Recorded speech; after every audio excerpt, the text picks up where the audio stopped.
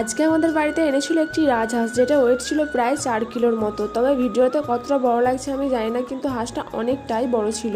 তারপর হাঁসটাকে এখানে জবাই করে নিয়ে আমরা বসে পড়েছি পরিষ্কার করার জন্য। তো প্রথমে আমার শাশুড়ি মা আর আমি পরিষ্কার করতে বসেছিলাম, কিন্তু এত পরিমাণ শক্ত ছিল ডানা পালকগুলো যে আমি ছিঁড়তেই পারছিলাম না। তো পরে তোমাদের দাদাভাই বললো আমাকে দাও, আমি চেষ্টা করে দেখি পারিনি কি। তারপর ওরা ছেলে আর মা দুজন মিলে বসে পড়েছে পরিষ্কার করার জন্য। তো যাই হোক, তারপর ফাইনালি ওরা কোনো রকম কষ্ট করে পরিষ্কার করেছে। আর পরিষ্কার করতেও সত্যি খুবই কষ্ট হয়েছিল। তাই ও বলছে আর আমি কোনোদিন এরকম আস্ত হাঁস নিয়ে আসবো না, যদিও নিয়ে আসি তাহলে হাঁসের মাংস নিয়ে আসবো। তো যাই হোক, হাঁসের মাংস খেতে আমার একদমই ভালো লাগে না, তবুও বাড়ির সবাই রাগ করছিল, তাই আমি 2-1 পিস খেয়েছিলাম সবার সম্মান রাখার জন্য।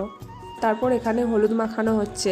হাঁসের গায়ে হলুদ মাখায় কি জন্য আমি সত্যি ঠিক জানি না, তোমরা যদি জেনে থাকো তাহলে কমেন্ট করে জানিও। এই যে দেখো, এই মাংসটা হয়েছিল। আর তারপর আমি রান্না করার জন্য কিছুটা পরিমাণ মাংস নিয়ে নিয়েছিলাম, কারণ হাঁসটা পরিষ্কার করতে করতে প্রায় বিকেল হয়ে গিয়েছিল, তাই দুপুরে আর খাওয়া হয়নি।